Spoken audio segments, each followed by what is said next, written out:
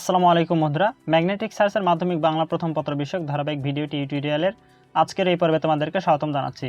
আজকের এই ভিডিওটি নির্মিত কবি শামসুর রহমানের রচিত তোমাকে পাওয়ার জন্যে হে স্বাধীনতা এই কবিতাটির উপর।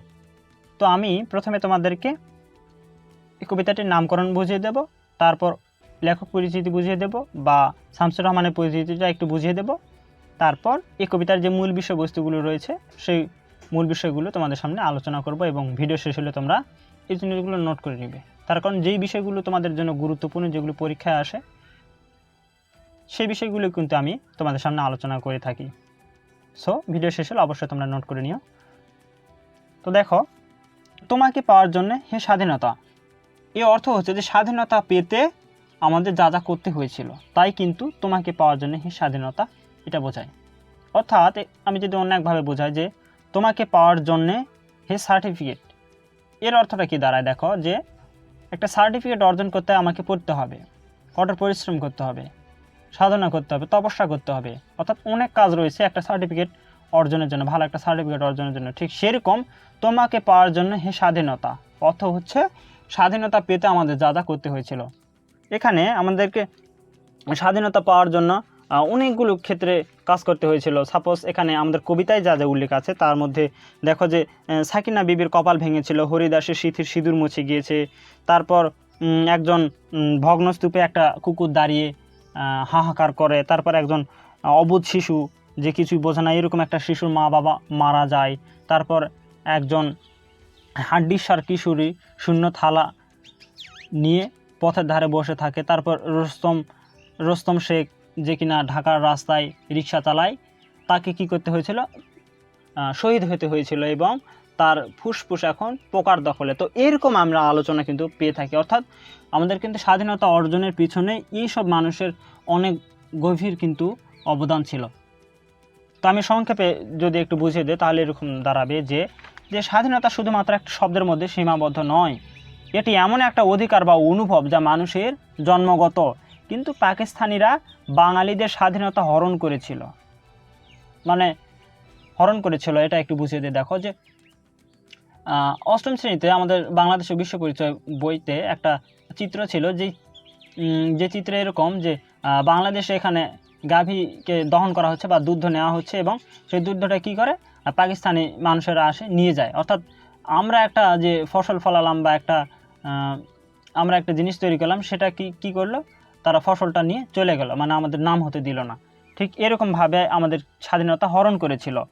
তো এই স্বাধীনতা অর্জনের জন্য 1971 সালে আপাময় বাঙালি মুক্তিযুদ্ধে ঝাঁপিয়ে পড়ে। যুদ্ধ চলাকালে বাঙালির রক্ত গঙ্গা বইয়ে দেয় পাকিস্তানি যুদ্ধবাজরা। বাংলাদেশের স্বাধীনতার জন্য সংগ্রামে সকিনা বিবির মতো গ্রামীণ নারীর সহায় সম্বল সম্ভ্রম বিসর্জন হয়েছে। হরিদাসী হয়েছে স্বামীহারা, নবজাতক হারিয়েছে মা বাবাকে। পাকিস্তানি হানাদার বাহিনী বাঙালি ছাত্রাবাসা আক্রমণ করে ছাত্রদের হত্যা করে, শহরের বুকে আগ্নেয়াস্ত্র নিয়ে গণহত্যা চালায়, পুড়িয়ে দেয় গ্রাম শহরের লোকালয়। এর প্রাকৃতিক প্রতিবাদ উঠে পশুর কণ্ঠেও, আর্তনাদ করে কুকুরও। মুক্তিযুদ্ধে শ্রমিক, কৃষক, জেলে, রিক্সাওয়ালা প্রমুখ সাধারণ মানুষ আত্মত্যাগ করে। দগ্ধ হওয়া লোকালয় প্রবীণ বাঙালি আলোকিত চোখে অগ্নি ঝরায়। সেই সঙ্গে নবীন রক্তে প্রাণস্পন্দন ও আশা জেগে থাকতে দেখে কবি মুক্তিযুদ্ধ চলাকালে দৃঢ়তার সঙ্গে উচ্চারণ করেন, এত আত্মহত্যা বা এত আত্মত্যাগ যার উদ্দেশ্য সেই স্বাধীনতাকে বাঙালি একদিন ছিনিয়ে আনবেই। এটাই ছিল কিন্তু এই কবিতার যে সারসংক্ষেপ যেটা বলি সেটা কিন্তু, বা পাঠ পরিচিতি থেকে আমি এটা বোঝালাম কিন্তু। তো এটাই কিন্তু এই কবিতার মূল যে অংশ বা কবি যা বোঝাতে চাইছেন এটাই কিন্তু। এখন আমি তোমাদেরকে কবি পরিচিতি বুঝিয়ে দেব। দেখো, তো এখন আমি আগে লেখক পরিচিতি বুঝিয়ে দিব, তারপর আমি এই কবিতার মূল বিষয়বস্তুগুলো তুলে ধরবো। দেখো, তো লেখক শামসুর রহমানের জন্ম 1929 খ্রিস্টাব্দে 24 অক্টোবর ঢাকায় এবং মৃত্যু 2006 খ্রিস্টাব্দে 17 আগস্ট। কবির পিতা অর্থাৎ শামসুর রহমানের পিতা মোখলেসুর রহমান চৌধুরী এবং মাতা আমেনা খাতুন। কবির বিখ্যাত কাব্যগ্রন্থের মধ্যে রয়েছে যে নিজ বাসভূমি এবং শ্রেষ্ঠ কবিতা। এই শ্রেষ্ঠ কবিতা থেকে কিন্তু এই শ্রেষ্ঠ কবিতা নামক কাব্যগ্রন্থ থেকে কিন্তু এই তোমাকে পাওয়ার জন্য এই স্বাধীনতা কবিতাটি সংকলন করা হয়েছে বা চয়ন করা হয়েছে। তো এটা আমি পরে বুঝিয়ে দেব। দেখো, কবির সাংবাদিকতা জীবন, অর্থাৎ 1957 কর্মজীবন শুরু করেন দৈনিক মর্নিং নিউজ পত্রিকায় অংশগ্রহণের মাধ্যমে। প্রথম কর্মজীবন শুরু করেছিলেন। এরপর 1964 সালে দৈনিক পাকিস্তান নামক একটি পত্রিকায় আবারও তিনি কর্মজীবন শুরু করেছিলেন। এই দৈনিক পাকিস্তান এই পত্রিকাটি পরে নামকরণ হয় দৈনিক বাংলা নামে। এটি পরে নামকরণ হয় দৈনিক বাংলা নামে। তো এটাও গুরুত্বপূর্ণ, এই জন্য আমি তোমাদেরকে দিয়েছি। এরপর কবির সম্মাননা। কবি 1991 সালে ভারতের 3টি বিশ্ববিদ্যালয় থেকে ডিলিট উপাধি পেয়েছিলেন। অর্থাৎ এটা খুবই গুরুত্বপূর্ণ একটা টপিক যে একবারে একই সালে অর্থাৎ 1991 সালে ভারতের 3টি বিশ্ববিদ্যালয় থেকে ডিলিট উপাধি পেয়েছিলেন, অর্থাৎ ডক্টর অফ লিটারেচার, অর্থাৎ বাংলা সাহিত্যের উপর তিনি এই ডিলিট উপাধি পেয়েছিলেন। এছাড়াও তিনি 21শে পদক, তারপর মুক্তিযুদ্ধ পদক, এছাড়া একাডেমি পুরস্কার, বিভিন্ন পুরস্কারে তিনি ভূষিত হয়েছিলেন। অর্থাৎ সম্মাননা জীবনে তিনি অনেক খ্যাতি অর্জন করেছেন। অর্থাৎ তার পুরস্কার বিভিন্ন সেক্টরে ছিল। তো এখন আমি তোমাদেরকে কবিতাটা বুঝিয়ে দেবো। দেখো, কবিতাটি মোট 46 চরণে বিন্যস্ত। অর্থ হচ্ছে যে এই কবিতার মোট চরণ সংখ্যা 46টি। এটা তো ক্লিয়ার। এরপর আসো যে এই কবিতাটি আবার 7টি স্তবকে বিভক্ত। মানে হচ্ছে যে প্রথম 4টি চরণ নিয়ে একটি স্তবক, এরপর 15টি চরণ নিয়ে বা 15টি লাইন নিয়ে একটি স্তবক, এরপর 5টি লাইন নিয়ে বা চরণ নিয়ে আবার একটি স্তবক, এভাবে কিন্তু স্তবক গঠন হয় এবং মোট 7টি স্তবক হয়। এটি কিন্তু শেষ হয় এক সময়। তো এটাই যে 7টি স্তবক এবং 7টি স্তবক এবং 46 চরণে কবিতাটি বিন্যস্ত।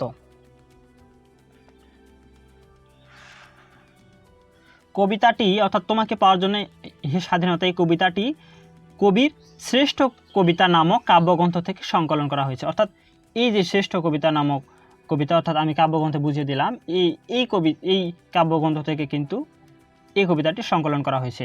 তো সংকলন করার পরে এটি আবার বন্দি শিবির নামে একটি কাব্যগ্রন্থে অন্তর্ভুক্ত করা হয়েছে। অর্থাৎ শ্রেষ্ঠ কবিতা থেকে এটা নিয়ে সংকলন করার পর এটা আরেকটু ভালোভাবে প্রসেসিংয়ের পর এটাকে কি করা হয়েছে, বন্দি শিবির থেকে এরকম একটা কাব্যগ্রন্থে এটাকে আবার ট্রান্সলেট করা হয়েছে বা প্রতিস্থাপন করা হয়েছে। তো কবিতায় সাকিনা বিবির কপাল ভাঙার কথা আছে। এটা খুবই গুরুত্বপূর্ণ, যে অথবা কোশ্চেনে আসতে পারে যে কবিতায় কার কপাল ভেঙেছিল। তো হয়তোবা দিতে পারে সকিনা বিবি, হরিদাসী, অথবা দিতে পারে আবার ওই আরও দু একটি নাম দিতে পারে, দিয়ে আমাদেরকে দ্বিধার মধ্যে ফেলতে পারে। তো আমরা দ্বিধায় পড়ব না, আমরা জেনে রাখবো যে সাকিনা বিবির কপাল ভাঙার কথা আছে উক্ত কবিতায়। তারপর সিথির সিঁদুর মুছে গেল হরিদাসীর। তো হরিদাসী সিঁদুর মুছে গেল। তো এই চরণটা তোমরা হয়তো বা বুঝবে না, আমি এই জন্য একটু বুঝিয়ে দিই। দেখো যে হরিদাসী কিন্তু এখন সনাতন ধর্মাবলম্বী একটা মেয়ে। তো সনাতন ধর্মে এরকম হয় যে বিয়ের পর তাদের সিঁথিতে সিঁদুর দিয়ে দেওয়া হয়, কিন্তু যদি কোনো কারণে যদি তাদের স্বামী মারা যায়, তবে সেই ক্ষেত্রে তার সিঁথির সিঁদুরটা মুছে দেওয়া হয়। এবং এই কাজটি হয়েছিল যে হরিদাসের স্বামীর উপর, অর্থাৎ হরিদাসের স্বামী যখন যুদ্ধে মারা গেল, শহীদ হলো, তখন তার সিঁদুরটা মুছে দেওয়া হলো। অর্থাৎ এর মাধ্যমে সে বিধবা হলো। কিন্তু অর্থাৎ স্বামী মারা যাওয়ার দরুন তার সিঁদুর মুছে গেল এবং বিধবা হলো, এটাই কিন্তু।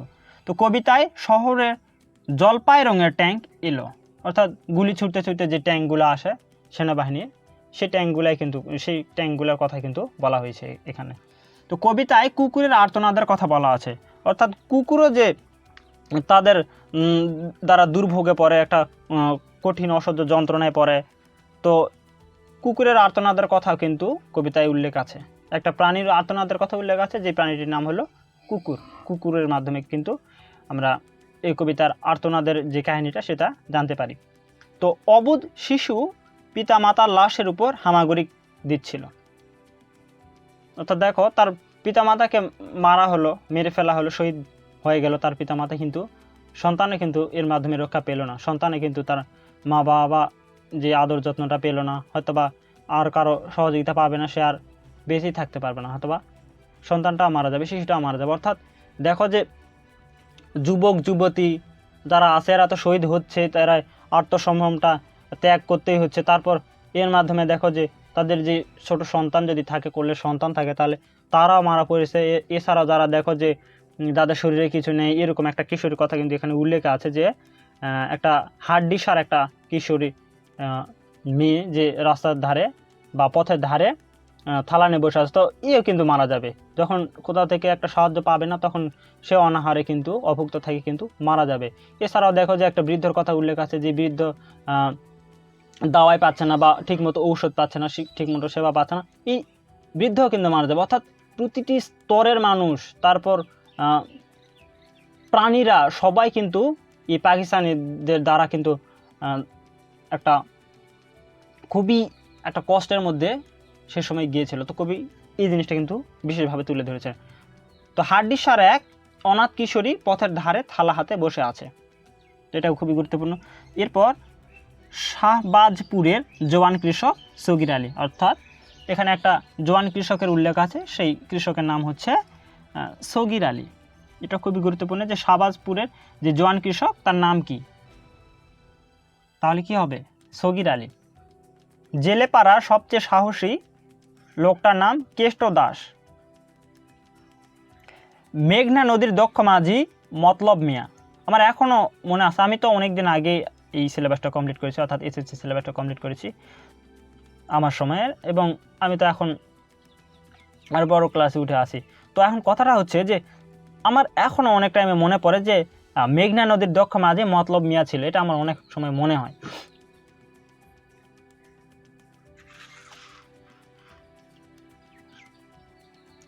ঢাকার রিকশাওয়ালা রুস্তম শেখ, এটা একটু বোঝার আছে।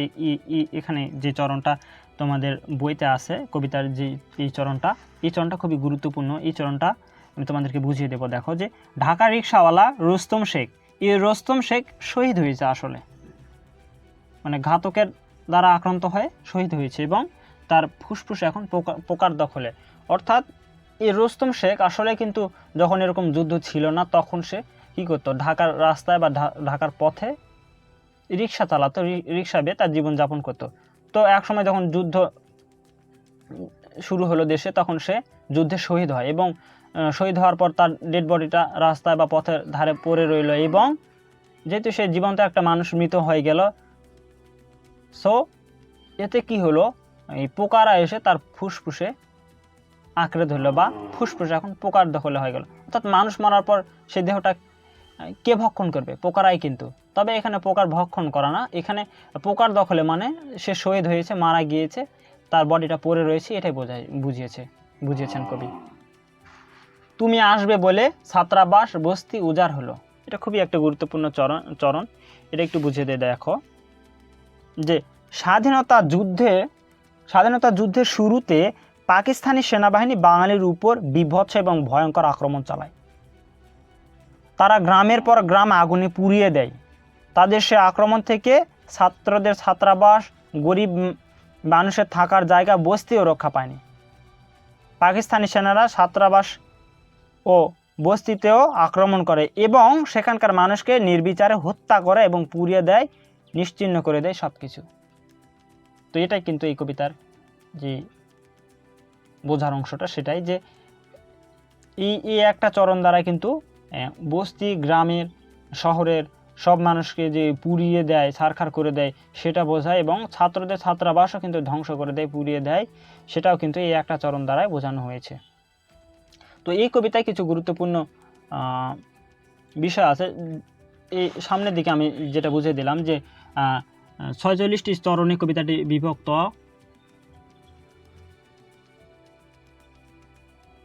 46টি স্তরণে এই কবিতাটি বিভক্ত এবং 60টি স্তবকে বিভক্ত। তো চরণের স্তবকটা আমি প্রথমে বুঝিয়ে দিয়েছি। তো এখন এই কবিতার যে মূল বিষয়গুলো রয়েছে সেগুলো হচ্ছে কবিতায় তুমি আসবে বলে এই কথাটি 6 বার উল্লেখ আছে। তারপর স্বাধীনতা শব্দটি 11 বার ব্যবহৃত হয়েছিল এই কবিতায়। এরপর মোট 11টি চরিত্রের কথা আছে, অর্থাৎ মোট 11টি চরিত্রের মধ্যে দেখো যে সাকিনা, হরিদাসী, তারপর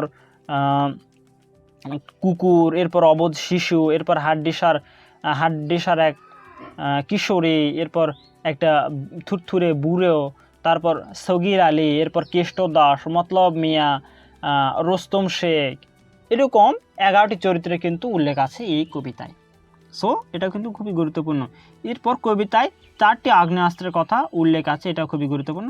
তো 4টি আগ্নেয়াস্ত্রের মধ্যে ট্যাঙ্ক, রাইফেল, মেশিন গান, আরেকটি আছে যেটি আমি তোমাদের জন্য রেখে দিলাম, যে এই আরেকটি সে আগ্নেয়াস্ত্রটার নাম কি হতে পারে সেটা তোমরা নিজেরা একটু কবিতাটি একটু পড়ে এটা একটু বের করে এর সাথে একটু নোট করে নিও।